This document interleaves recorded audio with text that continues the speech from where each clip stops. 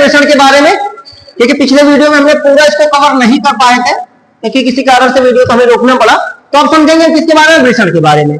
वृषण के बारे में हमने क्या क्या समझा हुआ पहले समझ जाइए। हमने जाना था ऐसा कुछ था हमारा वृषण, हमने फिगर को बनाया हुआ था, बेसिक कॉन्सेप्ट हमने समझ लिया था। एक बार मैं पिछली क्लास से आपको जोड़ दे रहा हूं, फटाफट आते हैं बेटा। जो वृषण होता है, वृषण एक संरचना के अंदर पाया जाता है, जिसे हम क्या कहते हैं, वृषण कोश कहते हैं। यह काम क्या करता है, 2 से 3 डिग्री सेल्सियस तापमान को कम करने का काम करता है। और वृषण कोश के बारे में एक बात मैंने बताया हुआ था, इसमें क्या पाई जाती है, डार्टोस कोशिका पाई जाती है, जो अलग अलग महीने में अलग तरीके से काम करती, ये हमने पढ़ लिया। ठीक है, इसके अंदर ये संरचना जो होती है, इसको हम क्या बोलते हैं, इसको हम कहते हैं वृषणीय पिंडक। आगे हम इसके बारे में विस्तार से बात करेंगे। इसकी संख्या 200 से 400 होती है ना। इसमें 1 से 3 नलिकाएं पाई जाती, सभी पिंडक में 1 से 3 नलिकाएं पाई जाती, 1 से 3 नलिकाएं पाई जाती। इसको हमने पिछले वीडियो में पढ़ा था, हालांकि अभी थोड़ा सा पिछले वीडियो से आपको जोड़ दूं। इसको हम कहते हैं शुक्रजन नलिका। ठीक है, हमने क्या पढ़ा था, हमने पढ़ा था वृषण की लंबाई कितनी होती, तो हमने पढ़ा वृषण की लंबाई 4.5 सेंटीमीटर। अगर हमने इसकी चौड़ाई पढ़ा था, इसकी चौड़ाई कितनी होती, तो हम जानते हैं इसकी चौड़ाई 2.5 सेंटीमीटर, 2.5 सेंटीमीटर होती है। अगर हम वजन की बात करते थे तो वजन इसका था 20 से 25 ग्राम। लेकिन आज हम कहां से शुरू करेंगे, आज हम शुरू करेंगे इसकी उपस्थिति के बारे में, यानी कि जो वृषण होता है वो कहां पाया जाता है। अब यह निर्भर करता है बेटा कि जो मनुष्य है उसकी उपस्थिति कैसी है, उसकी स्थिति कैसी है, मतलब किस अवस्था में है वो। अगर देखो, अगर हम बात करें बच्चा मां के गर्भ में है, अर्थात भ्रूण में, जब बच्चा भ्रूण में होता है यानी कि मां के गर्भ में होता है, तब कहां होता है, तो होता है भैया उस समय वृषण कहां होता है, उदर गुहा में होता है। कहेंगे सर उदर गुहा मतलब पेट में होता है, और होता कहां है, तो वृक्क के पास होता है, यानी कि किडनी के पास पाया जाता है। एक संरचना और याद रखिएगा, यहां से सवाल बन जाता है, कहेगा वृषण को वृषण कोश से जोड़ने का काम कौन करता, ये इंपॉर्टेंट लाइन है, इसको दिमाग में रखिएगा। पूछता है कि वृषण से वृषण को जोड़ने का काम कौन करता, तो एक तंतु होता है जिसका नाम क्या होता है, जिसका नाम होता है गुबर नैकुलम। पूछेगा वृषण को वृषण कोश से जोड़ने का काम कौन करता है, तो गुबर नैकुलम नाम का एक तंतु होता है जो क्या काम करता है, वृषण को वृषण कोश से जोड़ने का काम कौन करता, गुबर नैकुलम करता है। बातें यहां तक समझ में आ गई। अब देखो, अब सामान्यता क्या होता बेटा, इधर देखो, जो भ्रूण होता है उसमें जो वृषण होता है वो उदर गुहा में होता है। लेकिन यदि बाई द वे कभी ऐसा हो जाए कि जन्म के बाद, सामान्यता जो वृषण होता है वो वृषण कोश में पाया जाता, लेकिन यदि जन्म के बाद भी वृषण कोश में ना आए तो क्या होगा। बहुत से ऐसे केसेस देखे गए हैं जहां पे ये जो वृषण कोश है, वृषण कोश के अंदर जो वृषण होता है वो आता ही नहीं वृषण कोश में, वो कहां रह जाता है, वो उदर गुहा में ही रह जाता है। इस कंडीशन में कैंसर होने की संभावना हो जाती है। तो इसके लिए एक प्रोसेस, एक प्रक्रिया अपनाई जाती है, आर्किडेक्टोमी। ये 1 नंबर का सवाल है, आपसे पूछेगा कि आर्किडेक्टोमी किसे कहते हैं, तो आप बोलोगे यदि जन्म के बाद भी वृषण वृषण कोश में नहीं आता, उस कंडीशन में वृषण को क्या कर दिया जाता है, नष्ट कर दिया जाता है, कुचल कर नष्ट कर दिया जाता है, यानी कि वृषण वृषण कोश में नहीं आएगा। अगर वो किडनी के पास होगा तो कैंसर की संभावनाएं प्रबल है।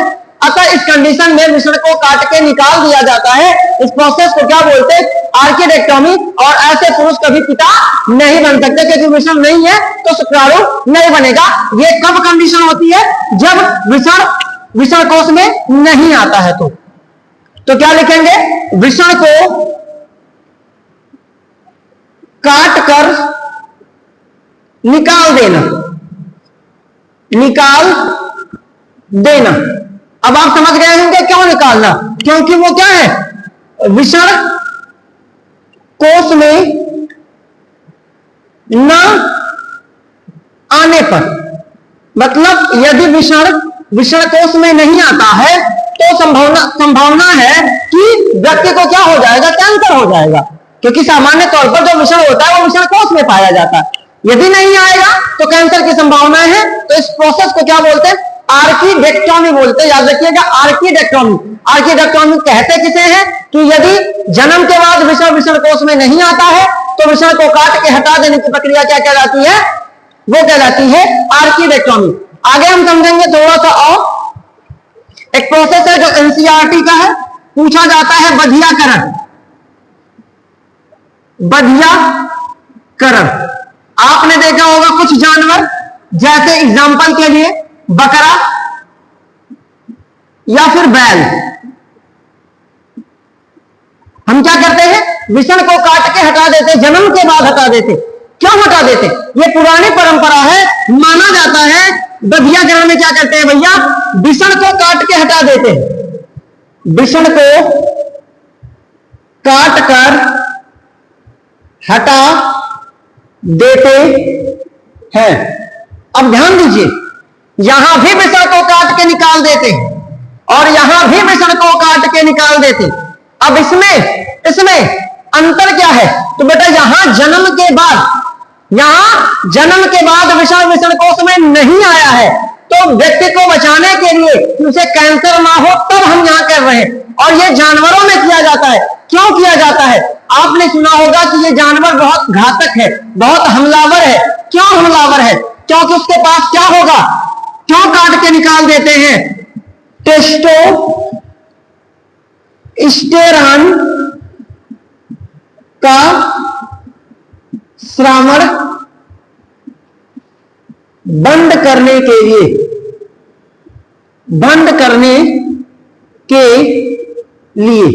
कहेंगे सर टेस्टोस्टेरॉन क्या होता है, तो बेटा याद रखिएगा, टेस्टोस्टेरॉन को मुख्य रूप से क्या कहा जाता है, नर हार्मोन्स कहा जाता है, जो उत्तेजना लाता है, उत्तेजित करता है। यानी किसी जानवर को हमलावर या घातक कौन बनाता, तो कौन बनाता, टेस्टोस्टेरॉन बनाता है। तो इस कंडीशन में बकरा और बैल बहुत सारे जानवरों में किया जाता है, लेकिन हमने जो अपने संज्ञान में देखा हुआ है वो इन्हीं दो में देखा हुआ है, बकरा या फिर बैल के क्या करते हैं, विषण को काट के निकाल देते हैं, ताकि वो क्या रहेगा, माना जाता है कि यदि बधियाकरण के प्रोसेस से गुजर जाए हम, यानी कि हम उसका विषण काट के निकाल देंगे, तो वो मालिक के प्रति क्या हो जाएगा, वो क्या हो जाएगा, तो वो हो जाएगा भाई मेरे मालिक के प्रति वफादार हो जाएगा।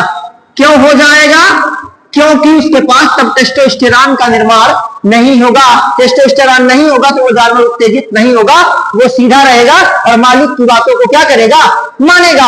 आसानी से इस बात को समझ लेना चाहिए। अब एक सवाल और बनता है आपका, पूछता है इग्यूनल कैनल या इग्यूनल नली किसे कहते हैं, तो आप बताओ भैया कि विषण उदर गुहा में, कौन विषण उदर गुहा में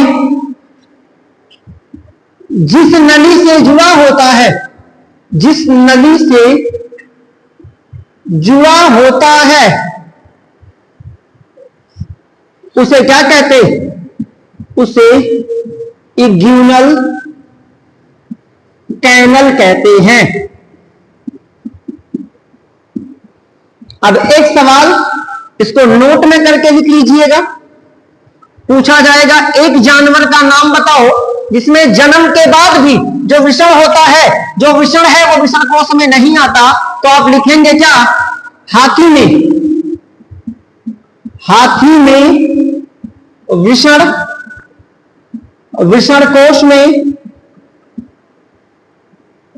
नहीं आता, बल्कि कहां होता है, उदर गुहा में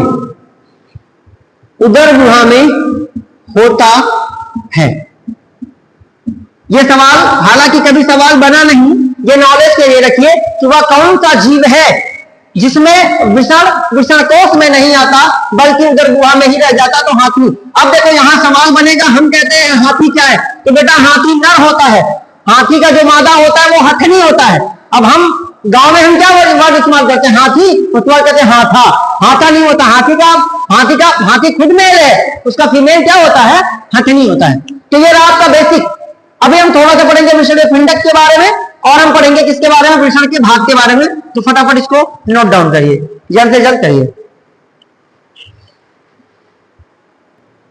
समझते हैं अगला टॉपिक विषणीय पिंडक। हालांकि आप इसको जान चुके हैं लेकिन अब इसको विस्तार से समझने का समय आ चुका है। हम बात कर रहे हैं किसके बारे में, विषणीय पिंडक के बारे में। हम बात कर रहे हैं विषण के अंदर ये जो गोल संरचना है, इस संरचना को हम क्या कहते हैं बेटा, इसको हम कहते हैं विषणीय पिंडक। आइए विस्तार से इसको समझते हैं। तो बात करेंगे विषणीय पिंडक की संख्या की, तो लिखेंगे प्रत्येक विषण में कितनी, 200 से 250 विषणीय पिंडक पाए जाते हैं। विषणीय पिंडक पाए जाते हैं, ये टोटल संख्या। अब क्या होता है इनके अंदर, मैं आपको शुरू से ही ये बात बता रहा हूं, इनके अंदर क्या होता है, इनके अंदर विषणीय पिंडक के अंदर क्या पाया जाता है, शुक्रजन नलिका। तो आप कहेंगे प्रत्येक विषणीय पिंडक के अंदर, प्रत्येक विषणीय पिंडक में कितना, 1 से 3 शुक्रजन नलिका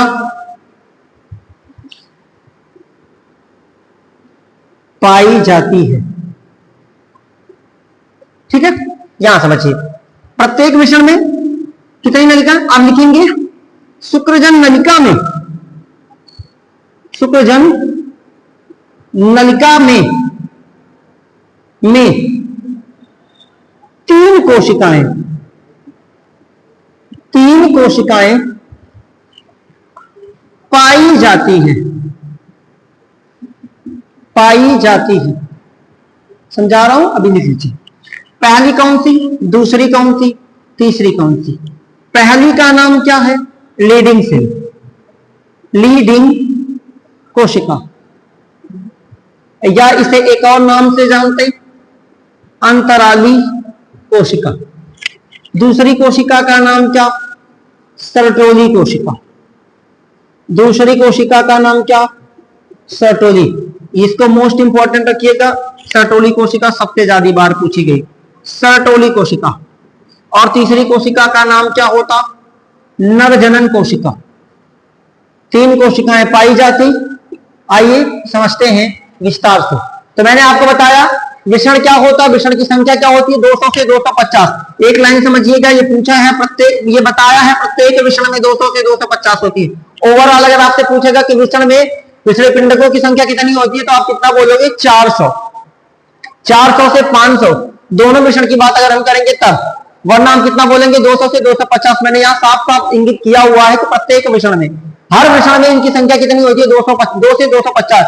और हर विषणीय पिंडक में 1 से 3 क्या पाई जाती है, 1 से 3 शुक्रजन नलिकाएं। 1 से 3 का मतलब बेटा 1 भी हो सकती है, 2 भी हो सकती है और 3 भी हो सकती है। बात समझ में आ रही। अब हम समझेंगे किसके बारे में, शुक्रजन नलिका। तो अभी से इसको इंपॉर्टेंट रखिएगा, शुक्रजन नलिका। शुक्रजन नलिका के अंदर कितनी कोशिकाएं पाई जाती, 3 कोशिकाएं। शुक्रजन नलिका के अंदर कितनी कोशिकाएं, 3 कोशिकाएं। पहली कोशिका का नाम होता है भाई मेरे क्या, पहली कोशिका का नाम क्या होता है, लीडिंग कोशिका, लीडिंग, या फिर इसी को हम क्या कहते हैं, अंतराली कहते। और याद रखो, अभी इसको दिमाग में आज ही गांठ बांध के रखो, ये पूछता है लीडिंग कोशिका किसका निर्माण करती है, तो याद रखिएगा टेस्टोस्टेरॉन का। किसका निर्माण करती है, टेस्टोस्टेरॉन का। 1 नंबर का विकल्प सवाल बना, क्या बना, आपसे पूछा जाएगा टेस्टोस्टेरॉन का निर्माण कौन करता, तो पहला सवाल ऑप्शन आएगा वृषण करता। कौन करता, वृषण करता बोलेगा। अगर वृषण ऑप्शन में नहीं है तो क्या लिखेंगे, विषणीय पिंडक। अगर विषणीय पिंडक ऑप्शन में नहीं है तो शुक्रजन नलिका। अगर शुक्रजन नलिका नहीं है तो ऑप्शन में क्या आएगा, लीडिंग कोशिका। और ये है आपका इंपॉर्टेंट, लीडिंग कोशिका किसका निर्माण करती, या पूछ देगा टेस्टोस्टेरॉन का निर्माण कौन करता, लीडिंग कोशिका करती। दूसरी कोशिका का नाम क्या होता है भाई मेरे, दूसरी कोशिका का नाम होता है सर्टोली कोशिका, और ये भी अपने आप में एक इंपॉर्टेंट कोशिका है, क्योंकि ये दो अलग अलग कार्य करती है। पहला कार्य क्या करती है, पोषण देना। कहेंगे सर किसको पोषण देना, तो बोलेंगे अपरिपक्व शुक्राणु, अपरिपक्व शुक्राणु को पोषण देने का काम कौन करता, तो वो करता है भाई मेरे कौन, वो करती है सर्टोली कोशिका। दूसरा क्या काम करती, इनहिबिन का निर्माण करती, इनहिबिन का निर्माण करती। किसका निर्माण, इनहिबिन। और इनहिबिन दो काम करता है, एक करता है नियंत्रण और एक करता है प्रेरित। समझिए मेरी बात को। और तीसरा क्या होता है, तीसरा होता है नर जनन कोशिका, नर जनन कोशिका। तो बेटा नर जनन कोशिका क्या काम करती, तो याद रखो ये करती है शुक्राणु का निर्माण। क्या करती, शुक्राणु का निर्माण करती। चलो आ जाओ विस्तार से समझो। जब एक पुरुष चला जाता है किशोरावस्था में तो क्या होता है, मैंने आपको शुरुआत में समझाया था कि पीयूष ग्रंथि एक हार्मोन का नाम छोड़ती, एक हार्मोन छोड़ती जिसका नाम क्या होता है, GnRH, यानी कि गोनाडोट्रोपिन रिलीजिंग हार्मोन, जो भाग के कहा जाता है ना, जो भाग के कहा जाता है शुक्रजन कोशिका के पास। आगे हम पढ़ेंगे पीयूष ग्रंथि के पास हाइपोथैलेमस छोड़ता है, वो पीयूष ग्रंथि के पास जाता है। हाइपोथैलेमस क्या छोड़ता है, वो छोड़ता है भाई मेरे क्या, हाइपोथैलेमस GnRH यानी गोनाडोट्रोपिन रिलीजिंग हार्मोन छोड़ता है, वो पीयूष ग्रंथि के पास जाता। पीयूष ग्रंथि दो हार्मोन छोड़ती है, एक का नाम होता है LH, एक का नाम होता है FSH। LH का पूरा नाम क्या होता है, ल्यूटिनाइजिंग हार्मोन, और FSH का पूरा नाम क्या होता है, फॉलिकल स्टिमुलेटिंग हार्मोन। वो आपको आगे मिलेगा, इसलिए मैं उसको अभी नहीं समझा रहा। तो देखो पाया जाता है प्रत्येक वृषण के अंदर पाई जाती है 1 से 3 शुक्रजन नलिका। हर शुक्रजन नलिका के अंदर 1 से 3 क्या पाई जाती है, कोशिका। पहली कोशिका का नाम लीडिंग कोशिका, जो कि टेस्टोस्टेरॉन का निर्माण करती। और मैंने आपको बताया है टेस्टोस्टेरॉन को क्या कहा जाता, नर हार्मोन कहा जाता। टेस्टोस्टेरॉन के अलावा एक और होता है जिसका नाम क्या होता, जिसका नाम क्या होता, जिसका नाम होता है एंड्रोजन। दो हार्मोन्स का नाम याद रखिएगा, पूछा जाता है मानव हार्मोन, पुरुष हार्मोन या नर हार्मोन का नाम बताओ, तो बताना टेस्टोस्टेरॉन और एंड्रोजन। अब देखो हार्मोन क्या हो गया, टेस्टोस्टेरॉन स्रावित हो गया। जैसे ये टेस्टोस्टेरॉन स्रावित होगा बेटा, ये भाग के जाएगा किसके पास, नर जनन कोशिका के पास। अब नर जनन कोशिका क्या करती है, ये शुक्राणु का निर्माण करने लगती है। लेकिन आप जानते हो कि वृषण कितना बड़ा, 4.5 सेंटीमीटर लंबा होता है और 2.5 सेंटीमीटर चौड़ा होता है। तो लगातार शुक्राणु बनेगा तो वृषण भर जाएगा, लेकिन कैंसर होने की संभावना हो जाएगी, इंसान मर जाएगा। तो क्या होगा, अब उसको कंट्रोल करना। अच्छा शुक्राणु बन गया तो शुक्राणु को जिंदा रहने के लिए ऊर्जा चाहिए, पोषण चाहिए, तब एक्टिव कौन होती है, सर्टोली कोशिका। ये क्या काम करती है, उसे शुक्राणु, अपरिपक्व शुक्राणु जिसको नरजनन कोशिका ने बनाया है उसको पोषण देगी। और दूसरा काम क्या करेंगे, अगर शुक्राणु ज्यादा बन रहा है तो उसका कंट्रोल भी कौन करता है, इनहिबिन। ये इंपॉर्टेंट हार्मोन है, पूछेगा इनहिबिन क्या काम करती, तो आप बताइएगा इनहिबिन दो काम करता है। एक तो शुक्राणु के बननी, शुक्राणु ज्यादा ना बन जाए इस क्रिया को रोकता कौन है, वो रोकती है इनहिबिन। और दूसरा शुक्राणु बने उसको प्रेरित भी कौन करता है, इनहिबिन। यानी कि शुक्राणु के बनने की क्रिया को प्रेरित भी करता है और शुक्राणु ज्यादा ना बन जाए उसको रोकने का काम भी कौन करता है, इनहिबिन करता है। इसलिए आपका बन जाता है क्या, सर्टोली कोशिका आपकी बन जाती है इंपॉर्टेंट। अब एक सवाल आपसे यहां पूछ लेगा कि वृषण के कार्य बताओ, तो आप यहीं से लिख सकते हैं वृषण के कार्य क्या है। तो भैया यहीं बैठे बैठे देखो ना, एक क्या काम करता है वृषण, एक नर हार्मोन का निर्माण करता। तो लिखेंगे क्या, नर हार्मोन, ब्रैकेट में आप लिखना चाहे तो लिख सकते हैं टेस्टोस्टेरॉन का निर्माण करता है। और दूसरा किसका निर्माण करता है, शुक्राणु का निर्माण करता है, शुक्राणु का निर्माण करता है। तो ये रहा आपका वृषण। आज आपका पूरी तरीके से वृषण क्या हुआ, कंप्लीट हुआ। जो नहीं समझ में आएगा आप कमेंट करिएगा, मैं उसका रिप्लाई पक्का दे दूंगा। बात समझेंगे एक बार फिर से यहां से, है ना। प्रत्येक वृषण में 200 से 250 विषणीय पिंडक पाए जाते हैं। प्रत्येक विषणीय पिंडक में 1 से 3 क्या पाई जाती है, शुक्रजन नलिकाएं पाई जाती हैं। और हर शुक्रजन नलिका के अंदर कितने, हर शुक्रजन नलिका के अंदर 3 कोशिकाएं पाई जाती है। पहली कोशिका का नाम लीडिंग कोशिका या जिसको अंतराली कोशिका कहते हैं, ये क्या काम करती है? तो अंतराली कोशिका नर हार्मोन जिसका नाम होता है टेस्टोस्टेरॉन का निर्माण करती है। दूसरी कोशिका का नाम होता है सर्टोरी कोशिका। सर्टोरी कोशिका क्या काम करती है? तो ये दो काम करती है, एक तो अपरिपक्व शुक्राणु को पोषण देती है, दूसरा एक हार्मोन स्रावित करती है जिसका नाम होता है इनहिबिन। इनहिबिन क्या काम करता है? शुक्राणु के बनने की क्रिया को प्रेरित भी करता है और नियंत्रित भी करता है। और तीसरी जो सेल होती है उसका नाम क्या होता है? नर जनन कोशिका। तो नर जनन कोशिका क्या काम करती है भाई मेरे? ये शुक्राणु बनाने का काम करती है। अब आपसे कोई पूछेगा शुक्राणु कौन बनाता है तो आप बता सकते हो वृषण। अगर पूछेगा वृषण में कौन बना रहा तो बता सकते हैं नर जनन कोशिका शुक्राणु बनाने के लिए जिम्मेदार है। अब बात पूछ लेगा वृषण के कार्य। अगर वो वाला डायग्राम आपको याद है तो आप वृषण के कार्य अपने आप लिख लोगे कि भैया नर हार्मोन जो टेस्टोस्टेरॉन होता है उसका निर्माण भी कौन करता है? वृषण करता है। और दूसरा शुक्राणु का निर्माण भी कौन करता है? वृषण करता है। तो आज आपका खत्म हो गया वृषण और वृषण पिंडक पूरी तरीके से खत्म हो गया। अब हमें समझना है इसके आगे के टॉपिक शुरू कहां से करेंगे? वृषण जालिका से। तो फटाफट इसको नोट करें, मिलते हैं अगले वीडियो में, तब तक के लिए जय हिंद।